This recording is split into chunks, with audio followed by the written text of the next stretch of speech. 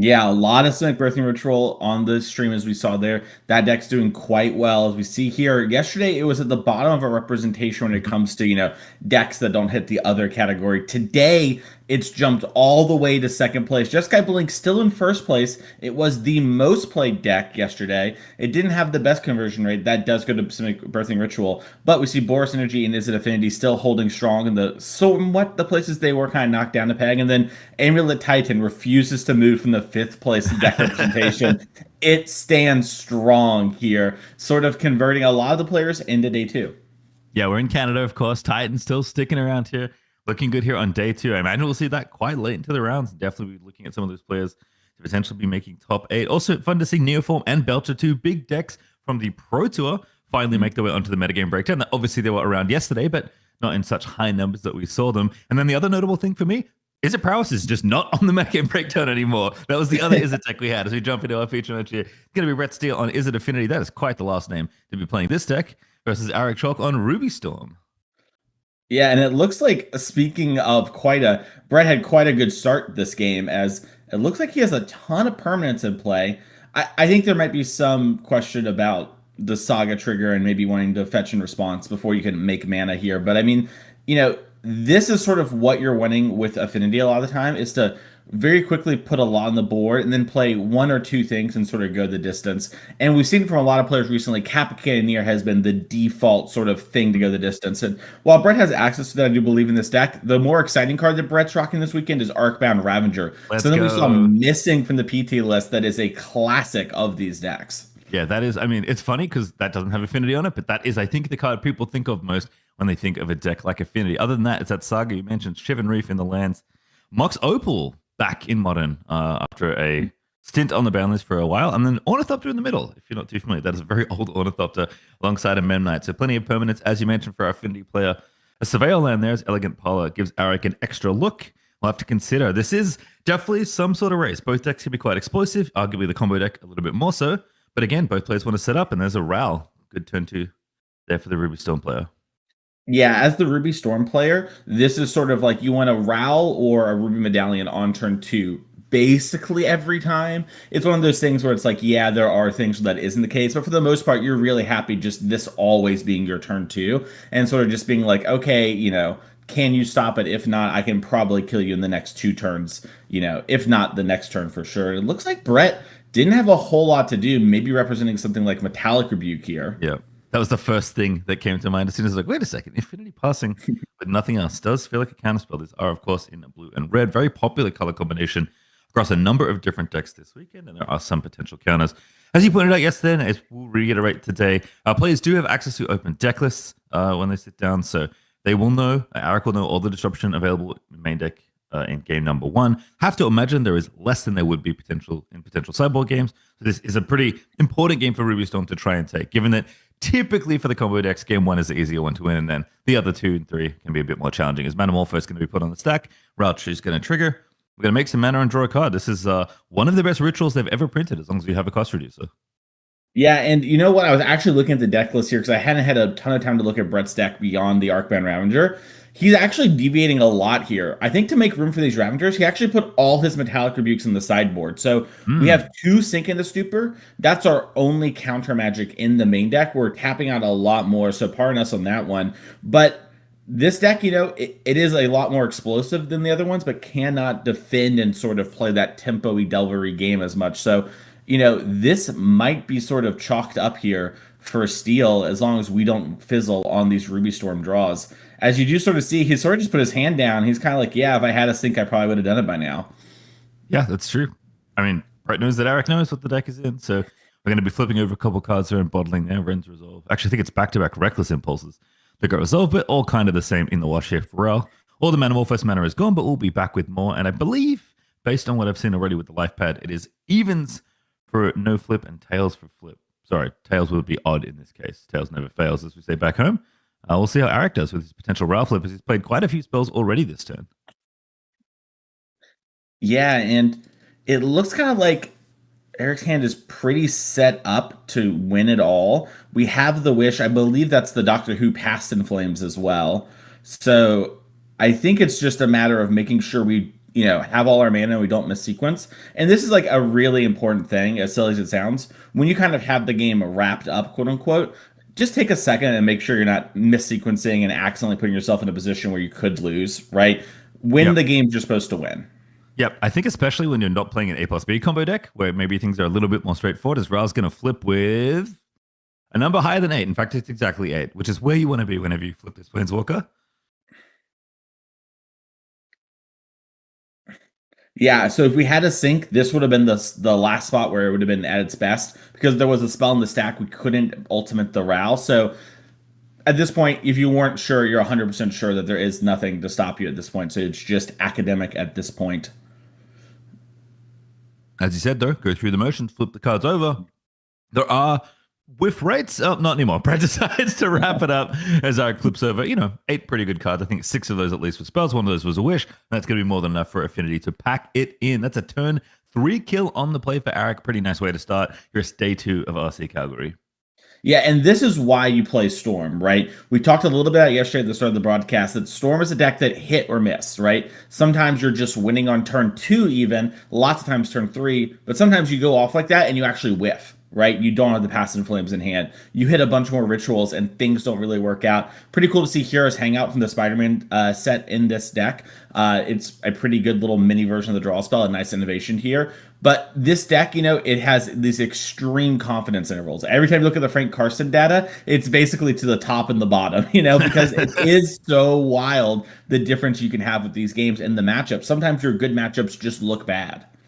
Yeah, I mean, I do like the Call of Heroes Hangout. To me, that's kind of Red's preordained, which is a nice little printing, especially for a deck that wants to play off the top. So often, in some cases, doesn't want to draw cards. We saw yesterday a Ruby Stone player having to kind of work through Narset, which is a pretty nasty card. And thankfully, exiling cards you can play off the top of your library is not the same as drawing them. So you can get some edges here and there. We'll take a look, though, at the Izzet Affinity side and see what's in the sideboard. That's always a question we have. We have Ashok, an extremely popular option this weekend. But looking through, Damping Sphere, not for this matchup. Grafdigger's Cage, I mean, maybe. Bloodmoon probably not doing much. There's not a lot, apart from those rebukes, that can really stop this combo deck. Yeah, so I think your CDH got you a little bit there. Damping Sphere is going to be pretty okay-ish against the Storm deck because each spell will be one more. Now, if you notice in that Ruby Storm sideboard, which we'll get back to in a second, there are a lot of things that can answer artifacts and enchantments. So those are going to kind of come in because they're just sort of Doom Blades against this deck, but they're also going to hit the sphere. So it's a thing where if left unchecked, the sphere will make life really awkward. The odds that it's left unchecked for the whole game, pretty unlikely, I would say. Yeah, I probably should have used Magic's longest heuristic, which is if it is sphere shaped and has sphere in the name, it is probably good against Storm. Because for the most part, that is true, right? Yeah, that card's pretty good. We've got the Trinisphere. Yeah, lineage is important. It's important that absolutely. we learn from our history and stuff like that. But yeah, I'm expecting kind of this deck to sort of be very similar in its goal, just to have more interaction this time. You do as Affinity sort of want to get out to these blistering fast starts, kind of kick your opponent in the shin, and then hope to win before they get up. That's kind of how I like to think of Affinity. And we saw part of that in the last game, but I think also maybe what we saw is, hey, I know I'm kind of dead in this first game. I don't have a ton, so I'm going to keep a hand that can potentially top deck something that could maybe win. As Tormund Script is, a main deck piece of interaction for these cards, you try to go for a Pass and Flames win, that is going to be a lot harder against these builds. So curious to see what game 2 looks like from that. If we jump over to Storm, though, we're going to jump over to these players. Looks like they're finishing sideboarding, but the Storm sideboard had like Wear, Tear, Prismatic Ending, those sort of cards. Yep, all the stuff we've seen. We've seen a lot of that. The White Splash has been pretty valuable for the Storm decks, even Chant and Silence in the board as well. Not for this matchup, but certainly matchups where you expect interaction on the stack. Those cards are all things you're happy to have. And you can access many of these with the Wish as well from the main. Only 2, which is usually used to fetch your win conditions or get your engines going if you're kind of missing a piece in the middle of your combo turn. But otherwise, yeah, we've seen Storm be able to answer many problematic permanents in a row. They're certainly playing enough efficient answers for Prismatic Ending fully there in the board to make sure we can take out a number of different problematic permanents and enough colors in our mana base to go up to 3 as far as the color requirements for that spell goes. So plenty of fun to look here. Oh, we're going to jump into this other matchup here. A Simic Birthing Ritual. This is a deck I really like. Yeah, Icewind Coatl is one of my favorite Magic cards. Legacy players are rejoicing everywhere.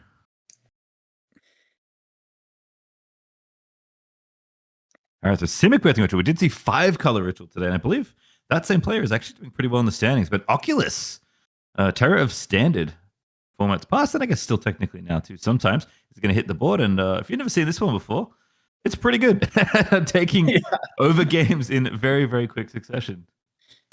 Yeah, Oculus, I think, is the thing that really kind of pushed this deck to the point where it's like very consistent because a lot of these cards have actually been in Modern now for about a year, you know.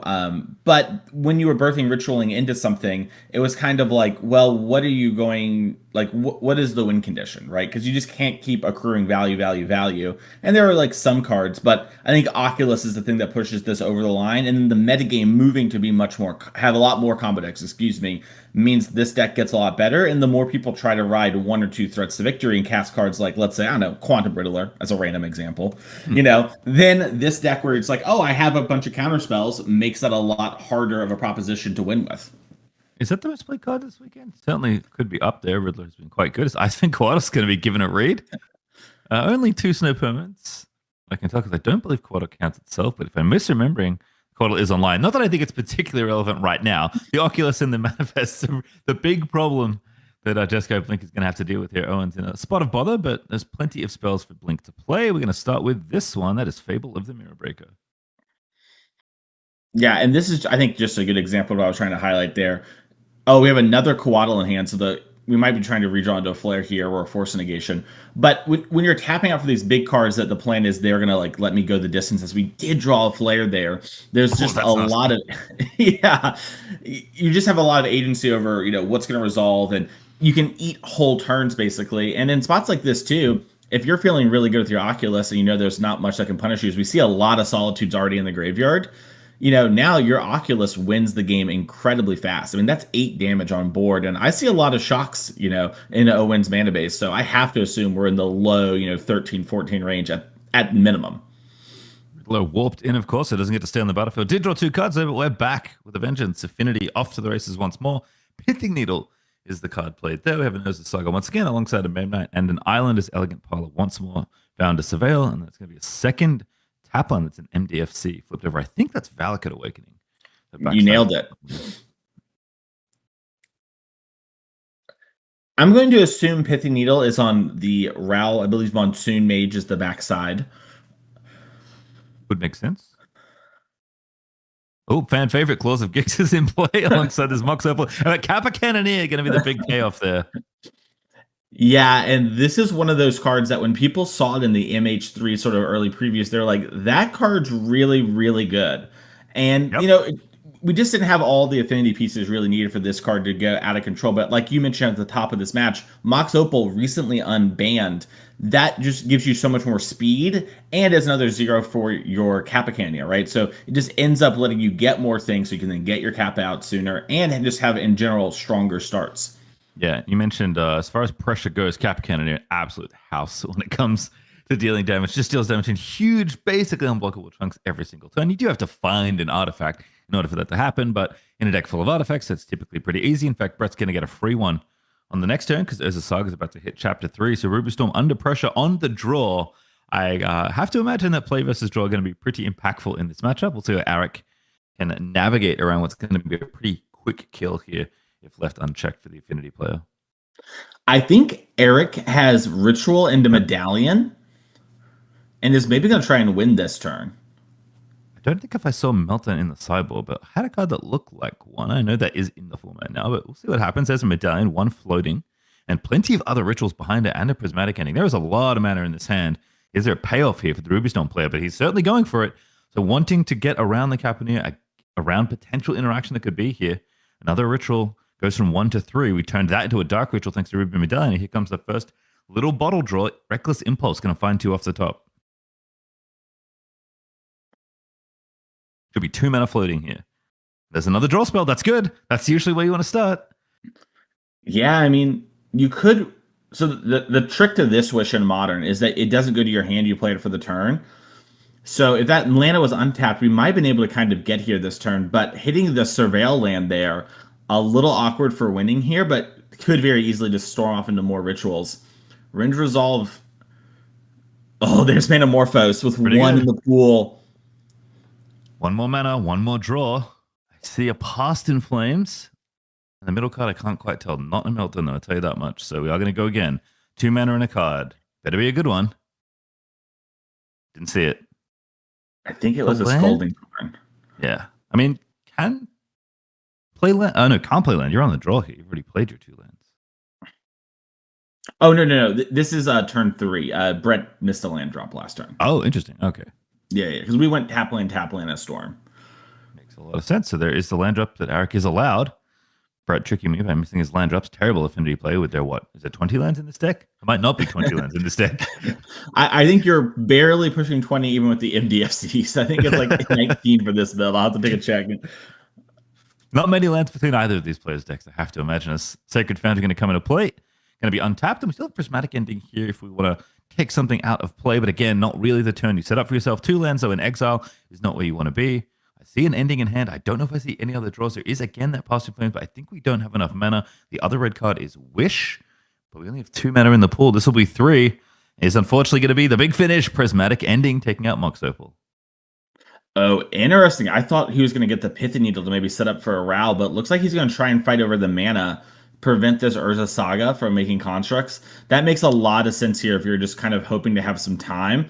Just remove as much pressure, even though you have to answer the Pithy Needle eventually. If with that Past in Flames you mentioned, we can then Prismatic Ending the Needle later. So heads up play there from Arrick. Also, as a check-in here, we got 11 lands, and then Urza Saga and Sink into Stupor, which Melee likes to think are not lands, puts us up to a whopping 17. There we go. What a beautiful game Magic is sometimes. Hey, there's some deck that plays 0 on the Pro Tour. Ever heard of That's it? That's true. So speaking of heads up play, I wonder if Brett's going to get a Tormod's Crypt here. Because doesn't know about the Past in Flames, but with Ral shut off, presumably, thanks to that Pithing Needle, can get a little bit of extra insurance against the deck's other engines. That one also pretty good against Graveyard strategies. Gravedigger's Cage going to come into play. Okay. Yeah, this makes sense. Pull the one out of your deck that costs mana, and then leave the 0 drop in your deck so you can draw and maybe weave it in on a turn.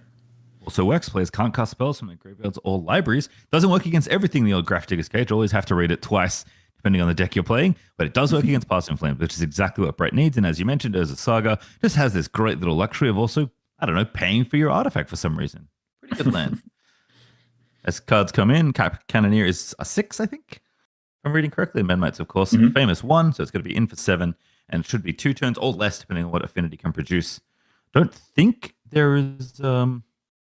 Oh my goodness, I've forgotten the name of the card that killed me when I was 12 years old over and over again for an entire season. Galvanic Blast? No. Way older. It equips for black. Oh, Cranial Plating. That's the one. Yeah. I don't think there's any platings in this list, although it was so. A card we've seen a little bit. Yeah, but if there are blasts, if there's reach, obviously Brett's going to have a way. As Rebuke is going to find a spell to counter there. Again, Brett at this point kind of just want to disrupt as much as he can. Not a lot left in the take for Ruby Stone with only 2 cards and a bunch of draw spells, quote unquote, already burnt through. Going to play a land. Again, very diligent, making sure we use everything we have in front of us, but it may not be enough from this point with the Gravedigger's Cage in play. Arrick going to need... Well, if you didn't draw an answer this turn, I'm not sure it's actually possible, but yeah, just doing some math here. Ruby Storm deciding, do I want a few more minutes on my clock while we shuffle up for game 3? Not yet. Going to keep tapping mana.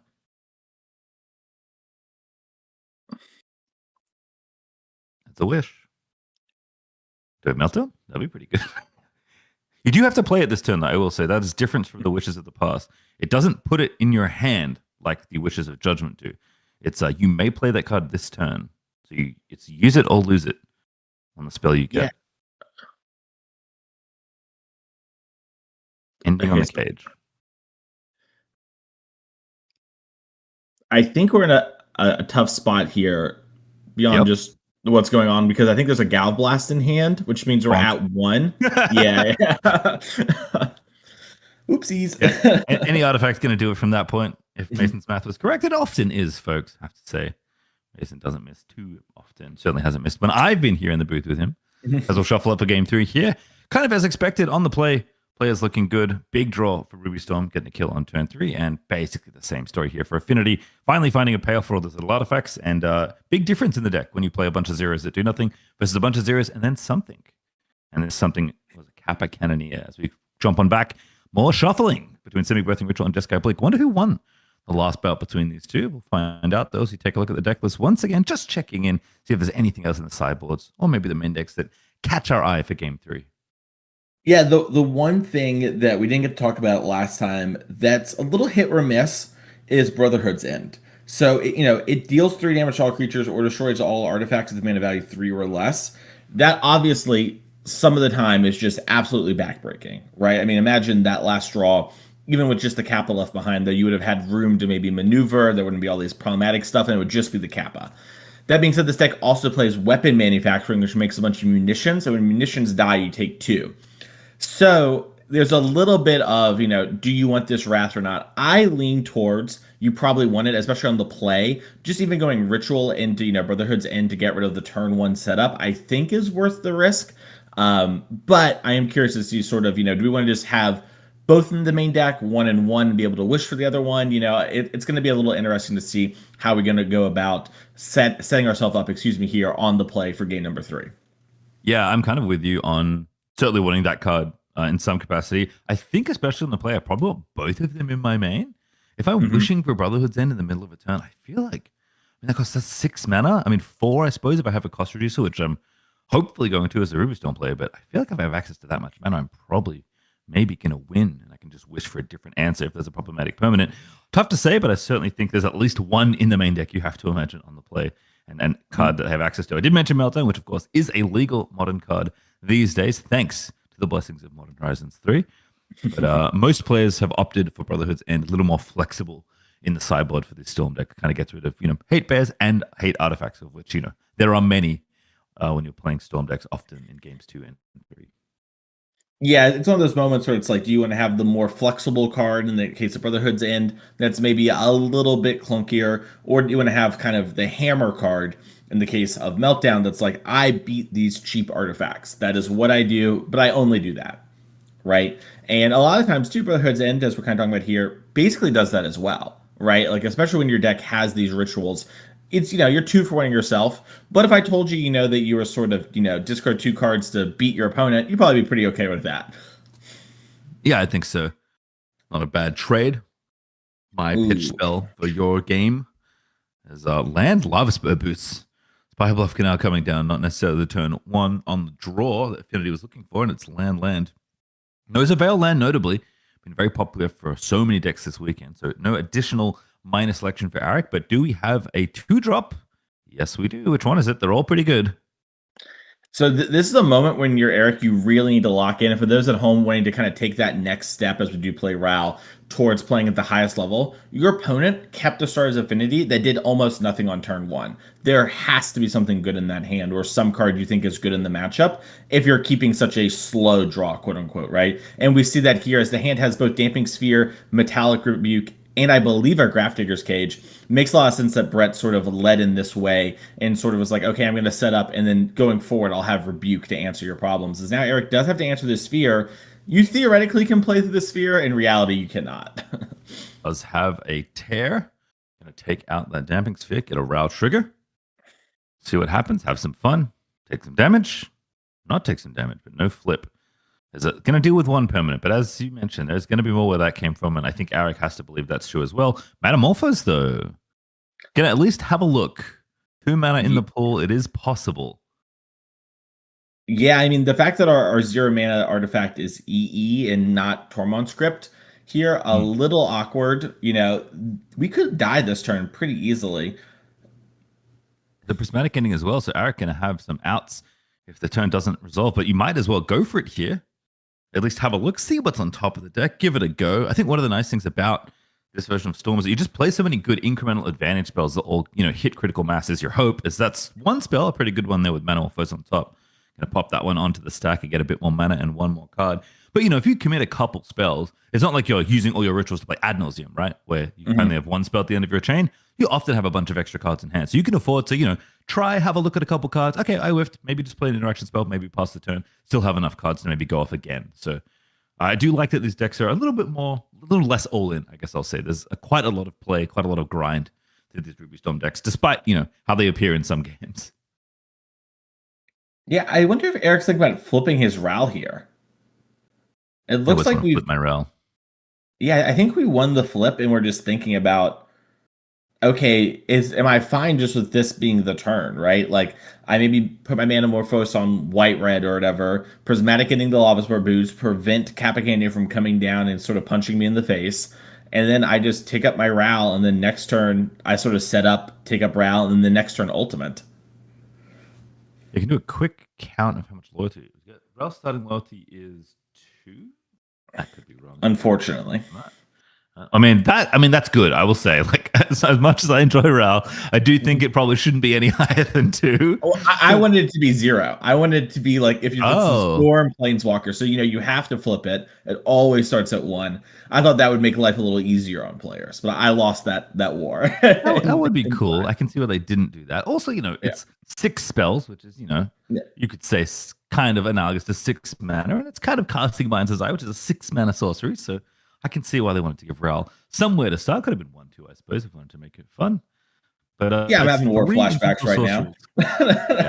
Yeah. Incidental sorceries. The count is 3. So if Ral flipped, it would go to 5. Was the math I was trying to do before I traumatized poor Mason. Instead, it's Ren's Resolve. We're going to keep going here. Hope we get a flip a little later in the chain. I have to say though, if you've decided not to flip at this point, I think you've decided not to flip until you hit 8. Oh, that's bricks. 2 lands on top. Yeah, not exactly what you're looking for. We had a really good sort of start to the chain. You can just fire off Prismatic Ending, right? Like fetch ending. Or I guess the Manamorphous was maybe on the white as well. Okay, this could flip your Ral. Yeah, it certainly could, and would be happy with the loyalty that's built up. No, I think it would be 7 if the math works out. Shake of the head. You know what that means? Ral is not flipping anymore. Or just the Lava Spore it's going away. It looks like land is going to be the play here. I want to see an attack for 1. Oh, maybe we played it this turn. Maybe I forgot. No, you're right. Ral did get played this turn. I'm sure it would have happened if Ral had been played the last turn here. As the Saga coming down a little late on turn 3, but better late than never. Pass back. Smells like Metallic Rebuke. So we're going to go get a Surveil land here for the Ruby Stone player. And this is one of those things where you mentioned a little late there in the Saga, even just swapping it in like the Shivan Reef on the turns they were played, being able to sort of hold up, make an artifact here and a counterspell would be so powerful. And would really put Arrick in an awkward spot as we used so much of our gas last turn to try to, maybe or high roll get there or sort of set up with these draw spells, but just hit one too many lands. Yeah, kind of to your point, though. You can see why the consideration to flipping Ral was there. Because if it is a whiff, which it was, effectively, you would much rather have a Planeswalker with, I don't know, any number of loyalty other than 0 than this Ral Monsoon Mage right now. You're still going to tick up. You're still going to get the reduction for this next turn. So all the things you get out of Ral on the front side are there. You just have a bit more opportunity to build up towards that ultimate, which is the thing these Ruby Storm decks are always looking to engage. And Arrick shaking the head, surveilling, I think deciding there to keep it on top.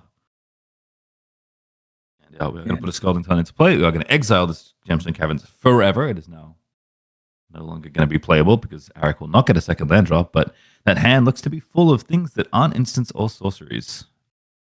Attack! Oh, yeah. No points missed. Important. Grape Shot does 1. So, every extra 1s you can get, it's basically a Grape Shot you just cast there. Yeah, very awkward for Brette here. Looks like the hand is actually 2 Metallic Rebukes, and we're 1 permanent short of sort of being able to use both of them.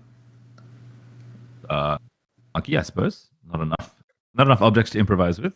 Add 1 more artifact to your point, as you can tap those alongside your lands to make mana for them. Good news for Brette, you can make a construct this turn, now that Saga has ticked up to Chapter 2. So if Arrick has another somewhat anemic turn of just drawing a card and passing back, you'll feel pretty good. Also, I think if your Storm opponent is passing back and you're holding up 1 counter, you're pretty happy to counter the first spell that looks somewhat dangerous. So Arrick's going to have to draw probably a few hits in a row here as he takes another look off the top. Commercial District, that's the real land of choice. And into the bin goes the land. Pretty easy choice, I'd have to say. Yeah, one of the weird things about this situation is with Past in Flames being, a spell you can flash back, and I do believe that's Past in Flames. I could be mistaken. But if it is, you can run that into the Rebuke right now. And as long as the Tormod's, I mean, I guess it kind of forces the Tormod's Crypt, which is going to maybe get searched either way. You then remove the construct from being on the board, which buys you more time, right? So you're sort of in this bizarre position where it's like, yeah, I don't want my spell to get countered, but maybe I relieve enough pressure on myself that I can actually sort of fight through this. And with the ritual in hand, we can actually just also ritual in response to pay for the rebuke and maybe trick Brette here. Be a pretty sweet one. Plenty of good spells to cast in the bin. A lot of mana in play as well.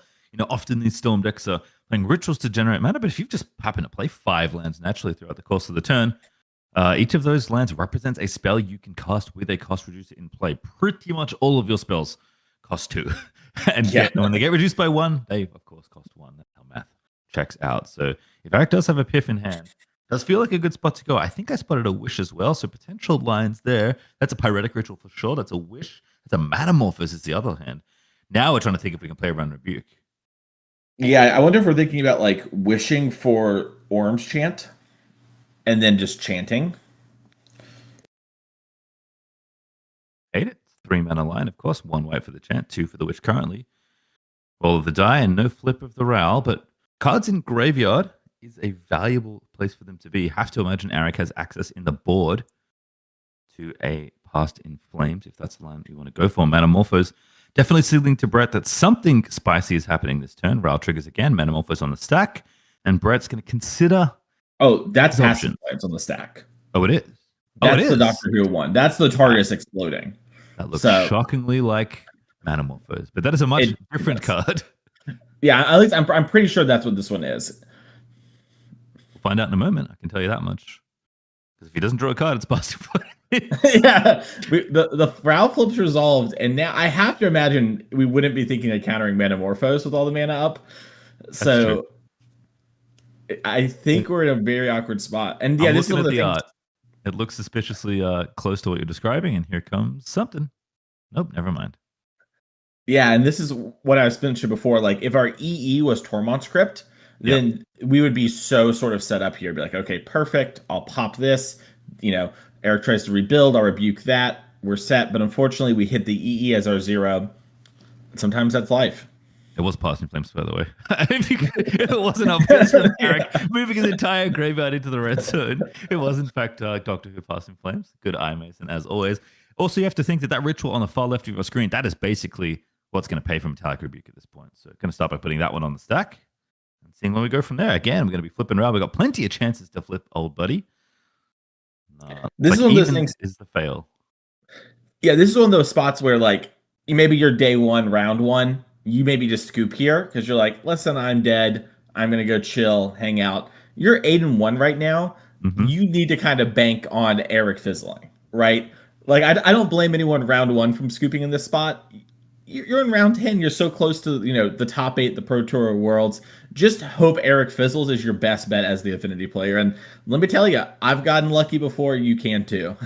Absolutely. Looks like one more card in Arrick's hand, but maybe not going to need it. There are so many good spells in this graveyard. Even a Tear to add to the stack. You could actually wear and Tear and get the Saga too for the absolute maximum rub-ins. Oh, yeah, a little 2 for 1. Going to resolve, draw a card. This one's actually Metamorphosis for real. The original one, opposed to the Double Masters art that mind tricked me just earlier. And is that a Wish in hand? I can't quite make it out, but if it is, that's going to be good news for the end of this combo. Again, have to be keeping Rebuke in mind, but there's so much mana you can reasonably make. These spells are pretty cheap. If you find one more ritual, especially, I think you're out of the woods. But even with the lands Arrick has right now, it's pretty safe, and that is indeed Wish with all the mana floating, or at least most of it, I have to imagine.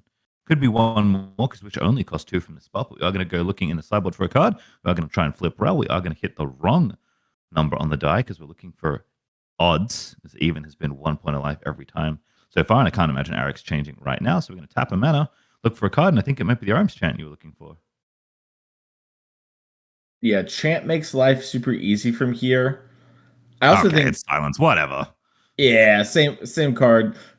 I think this is a spot too where Arrick just needs to flip just needs to win the coin flip. Because I think our hand doesn't actually do anything. Yeah, you might be right. Did we trigger for, okay, that was the first one for, but did we trigger for Wish as well? Yeah, we did. We lost that Okay. flip too, I think. All right, well, no more rebukes in sight, so you can tap the rest of your remaining lands, use all your remaining mana. But like you said, it is really just about this one flip. There's a bunch of redraws. There's finally what we're looking for. And that has to be enough spells at this point. Instants and sorceries have been cast many, many times throughout this turn. And Ral is just going to dump a bunch of cards over. I like the players don't even bother putting the die on. They just go for it. I never mind. We're casting Resolve. We're being responsible. Here we go again. Two, Yeah, gotta three, finish the four. range resolve before we can do it. Ooh. Okay.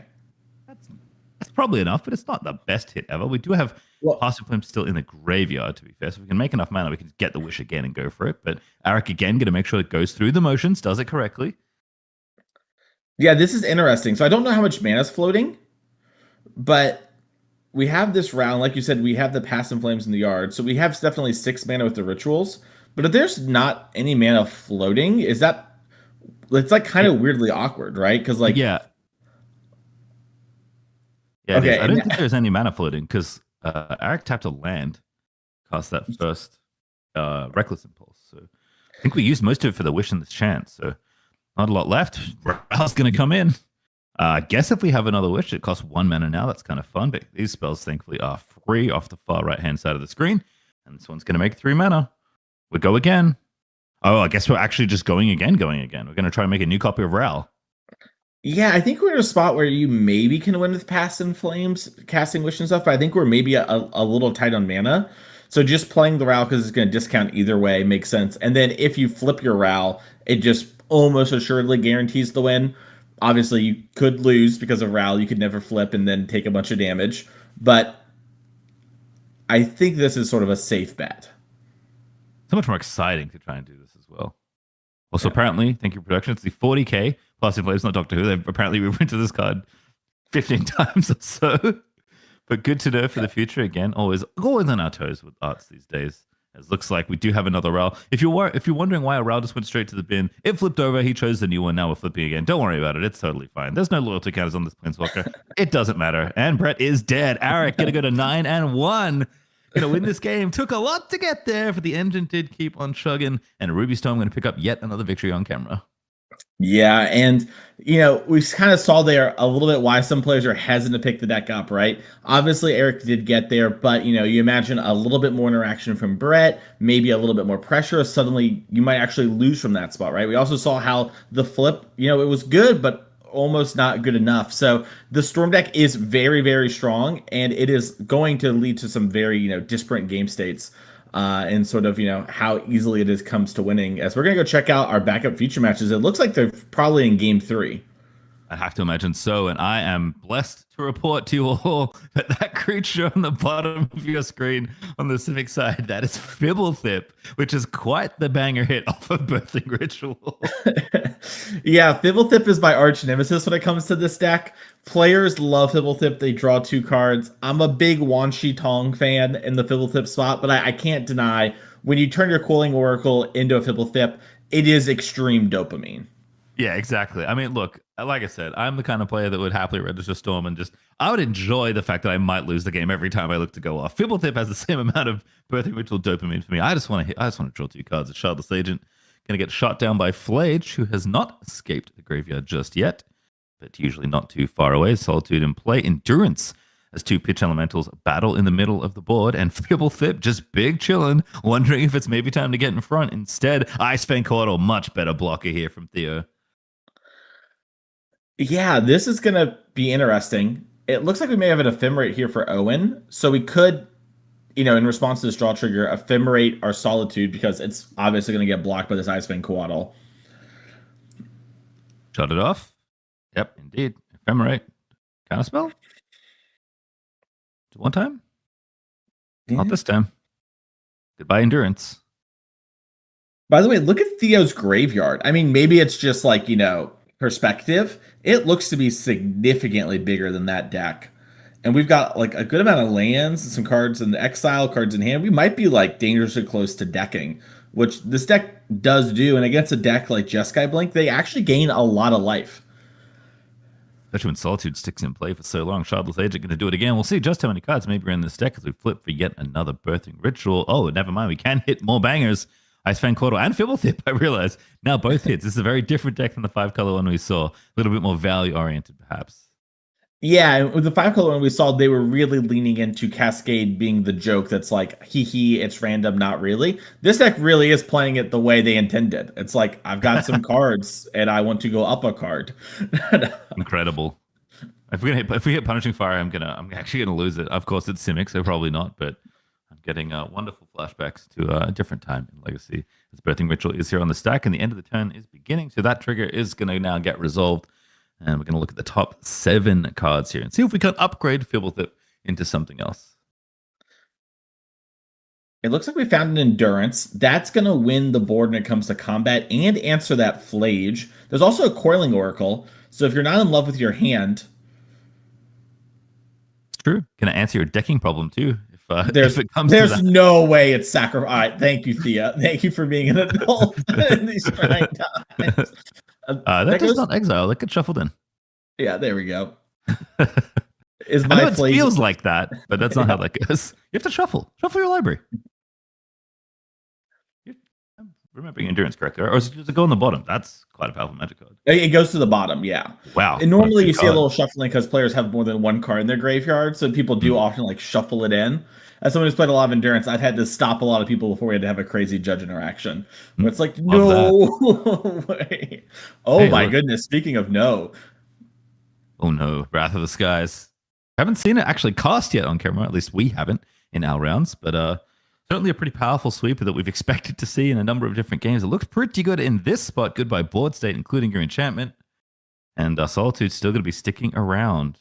And back into the... Oh, decides to pass it back. Didn't want to swing. Maybe it was sick. But we ephemerated, I think, at the start of the turn. That would make sense. Yeah. So yes, it would be summoning sick then. Mason keeping me honest, which is tough to do, but one man's got to do it, I suppose. Solitude. I've played a lot of Solitude Ephemerate. I've definitely been there where I'm like attack, like, oh, that's cheating. Wait, can't do that. I remember playing it last turn. Surely I can attack now as Quantum Riddler. With a suspiciously 1 card in hand, Flare, straight up cast like cancel. Gonna put that Riddler into the bin. Yeah. Great decision there from Theo. Counter the unbeatable card. And play more lands. And hopefully find another threat. Instead, pass back. Plenty of interaction, potentially lurking in the hand. A couple cards left for Theo. Only one, as we know from Owen, was going to turn into 2 more, but Riddler did go away. Thankfully for the Jeskai Blink player, is the one with a threat still in play. And look at that. We just draw another one. We have another counterspell. It's only fair. And Sink into Stupor is going to do an impression. It's not quite enough. There's one more blue land left. So we're going to go again. I think we have Dispute as our last card. So Owen, yeah, going to get got here. Very nicely done. 2 spells for 1, but that's a lot of extra cards that Riddler represented. So Theo going to try and throw him for a loop, and Owen is in fact going to get got. Birthing Ritual with no creatures is not so fancy, but if we find a creature, there's quite a few in our deck. There's plenty still left to play for here, but Solitude continues to rumble on in. Deal damage to Theo, gain life for Owen. It's going to be an uphill battle at this point for Simic Birthing Ritual. Theo, like we talked about before, has a lot of seemingly like threats and cards in the graveyard. This deck typically plays a lot of Endurances, so we could also Endurance ourselves if that ends up being a worry. But right now, we've got to figure out some of the Solitude first. Kind of first things first. Yeah, blue-green, definitely the colors you think about pretty good on the stack. You know, can bounce things back to hand, as we just saw, in fact, with Sink into Stupor. But dealing with permanents that are on the board already, typically not as easy for these decks. Sink is going to at least maybe be able to do that. Unfortunately, recasting Solitude also happens to be pretty good if it resolves, so you want to be careful with your bounce spells here, but you're going to have to do it at some point because you're running out of life in this game. Yeah, and I mean, we've seen Theo be attacked 4 times by Solitude, so at least 12 has happened. I'm seeing some, shock lands in play. I've seen some fetch lands in the graveyard. Even with Solitude going off, I have to think we're single digitsy now. For these backup feature matches, we don't have exact life totals for you at home, but I imagine Theo is hitting... Oh, yeah, and if we're playing this subtlety like this, I imagine we're feeling a little desperate. Yep. Oh, it's okay.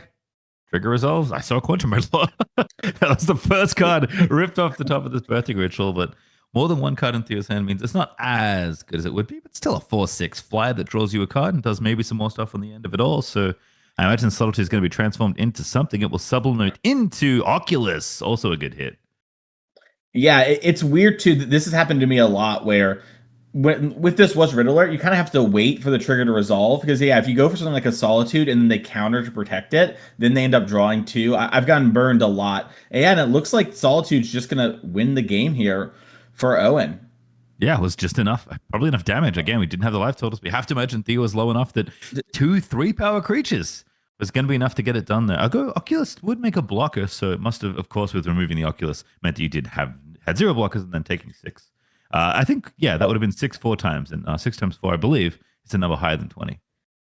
Okay, it looks like we actually are going towards game 3. I mean, maybe these players are shuffling, just to get the next little random, but I have to imagine that we just had an incredibly long game 1. Remember, when we came in, Theo was in sort of what looked like a commanding position, so we kind of assumed that game had ended right away, but it looks like maybe Owen held out for a long time, and that's why that game looked to be so deep into a third game. But yeah, I mean, if they're shuffling like this, I have to imagine Theo won game 1. Call me an expert. You are correct, because production has confirmed we are going to game 3. 6 minutes on the clock. Mm-hmm. And 2 decks that do, some amount of dawdling. I mean, someone has a pivotal tip in their deck. Like that is a statement of intent when you register that card. Yeah, and some of the times, like chaining the 2 drops that draw a card is what this deck does. I mean, obviously you prefer to do that with something like an Oculus, and you're sort of just going up cards, right? But it is pretty good just to sort of be like, yep, I'll draw a couple cards, move through some stuff in my deck. Yeah, counter your thing, It is a pretty good strategy, all things considered. And we've seen a lot of strong players choose to play this deck this weekend here. I mean, even in the other RCs across the world too, like in the United States, we saw Jake Beardsley, Pro Tour champion of Modern from a couple years back. He decided to play this deck, and that doesn't strike me as a Jake deck, right? So if he's picking up something like this, it tells me that he thinks it's either very well positioned or very powerful. It's both, which would be even better. Yeah, why not both? Certainly looked good so far, but this is going to be a movie. This last game here. Don't get to see 2 blue decks that don't do, I would say, particularly unfair things. Everyone just about in Modern is doing something unfair. But definitely some slower decks here with not a lot of time left on the round. So we should see some absolute light speed play, and I can already see the shortcutting has begun. We are fetching as aggressively as we can in our opponent's main phase. Yeah, these players are X1 and 1. Being X1 and 2, I think is going to probably eliminate these players from making it to the Pro Tour. If not eliminating them, it means they just definitely have to win out for the remainder here. I think X1 and 1 will still be very much alive for it and top 8. So a lot on the line here, as a double draw would be disastrous for these players. All right, last and quarter going to draw a card. Looking pretty good. And again, more surveils happening on both turns here. Thundering Falls fetch for Owen off that Flooded Strand. We're going to be looking at cards again. Again, a lot of shuffling in Modern, a lot of triggers, a lot of things to consider, a lot of decisions. And makes for great Magic. Makes for really interesting decision making, but does not make for the fastest game. So players are going to have to make lightning quick decisions here as we go through what's going to be quite a number of turns if we're going to get to a conclusion for this final game. Yeah, this is a real skill, I think, in Magic, is understanding, hey, I have 3 minutes on the clock. I need to make plays, even if they aren't the best plays, right? It is so much better for me to win this round than it is for me to draw. And honestly, it's better for kind of everybody if we have a decider of this match and not a double draw, as we'll sort of both be eliminated here. Yeah, for sure. So fetching again after Ice Fang rumbles in. Owen down to 18. Shoutouts to Flooded Strand for doing a bit of extra damage. Felia also going to start to get on the O on Owen's side in just a moment. But it's a land found, a deck presented, and a permanent spell put onto the stack. You have to think here with 3 mana, and it's Birthing Ritual. We're going to look again. Trigger. Let me look, please. I would like to upgrade this snake into something even bigger than that. If Owen finds an Oculus here, this would be a great way to win in the time allotted. I mean, you just stick an Oculus, right, and then have a counterspell or 2. All right, Calling Oracle. It's like That's an Oculus. A bit different. It's so similar. We're going to look at the top card of our library. We're going to put a land into play. Look at that. That's Oculus. Come on, Manifest Dread my land into play. Oh Incredible. yeah. Oh That's yeah. nice. This also unlocks like an Icewind Kuwaddle coming out of nowhere too, in order to sort of be another body, use your mana. This is, I'm a big believer in Coiling Oracle in this deck. I know some people kind of hate it, but hitting the lands like this is surprisingly really good quite Oh, often. that's really good as well. Warp and Evoke are very different, so we're gonna have to try and answer this. Goodbye, Felia. Get out of here. Dismember the answer for Theo. Yeah, and you're seeing Owen playing, excuse me, a little quickly here. Left didn't leave up the plains to represent Ephemerate, and so Theo knows, hey, I can go after this Felia, and I know the Riddler won't come back. Where it's sort of a very easy decision, even with the high time pressure going on here. So, this is what happens sometimes. But I'm glad Owen's making quick plays rather than being perfectly precise. Yep, have to agree here as both players playing very swiftly. Birthing Ritual's still there. And looks like Riddler in the hand, so maybe we're going to try and upgrade that one. We're going to surveil, have a look first, see if we have a target already on top. At least filter one away if we don't have something good. Looks like we do want to draw the card, though, because here's Quantum Riddler straight to the warp zone. We are just like, okay, well, we do have to sacrifice it, so that is actually not how that works. But again, you can see the amount of shortcutting the players are looking for here, as it looks like Mystical Dispute is going to cut that one off, and we're going to go looking again. This time, it is only the Oracle that can be upgraded, but is there an Oculus in these top 7? There's not. There's a Fibblethip though. That's a draw two Let's here. go! Yeah, this is why people love the Thip. I mean, Theo a little low on resources, lost the Quantum Riddler in the war there, but now, yeah, just picked up Oculus and a Flare and has an Icewind Coatl. So we're looking really nice here as long as Owen doesn't have anything that can really, take over the game. Yeah, this ending, because you drew the Oculus, just doesn't matter that much. Like, you can fight. I like throwing the Coatl down and sort of get max information. You're going to do this no matter what. Oh, you draw another ritual. Oh, yeah. Let it happen. We're good. Do you have to exile that one? Yeah, it's thrown sideways ish. Yeah. I mean, Theo does have all his exiled cards under his graveyard, so that is just how it goes. You have to exile cards for Oculus, which is the reason I was particularly thinking of graveyard count, but don't think it's going to be a big problem here. 3 mana tapped, spell cast. It is Oculus. We have enough. Yeah, we have exactly enough here. So, whew, lucky-ish spot there for Theo. And that might have been a reason, too, last turn, if we had 5 cards in the graveyard, we might have seen a fight over it just to get the Oculus in play. As all right, time is called on Theo's turn. That makes this turn 0. Not what you want it to be on 10-0, but do have a flare in hand at least, so plenty of interaction. Double Oculus, we just have to go for it. All of the bodies must swing into our opponent as quickly as we can. This is a way to race in extra turns. This is, I think, maybe a hit that Theo needed if he has any chance of winning this game. I agree. This is also such a good thing for when it comes to kind of like making sure that there's probably going to be a clearish winner. Obviously, Owen's under no obligation to concede if we hit a spot where there is, but lots of times if players kind of know, like, hey, I would have lost with like 5 more seconds on the clock, I'm just going to concede. It's pretty clear here. This Oculus, at minimum, sort of puts us in that spot, right? Where it's like, okay, I'm going to have to battle through all this. That's going to be really hard. And even if I somehow do, I'm probably going to be on sort of death's door here. So we'll have to see how the turns play out. But, Theo here kind of had as close to the fastest draw as he can have that involves a turn 3 Oculus. Yep, I have to agree there. Is deck's going to get shuffled, land's going to get found, and Surveil is going to happen there. Meticulous Archive. Through all the books in that land, seeing if he likes the one that's on top of his library. Theo can also manifest dread something like a Quantum Riddler and then just spin the 5 to sort of upgrade to a 4/6 flyer. That would put us, with just lethal. So kind of looking for those things. I'd look at 2, put 1 on the battlefield face down. You may flip it over for its mana value if it's a creature. Very fun spin on Manifest/Morph. Yeah, and I believe Subtlety was the find on the second Oculus here, which would give us 14 in the air. So Owen's going to need to have something that can kind of stabilize us from this point.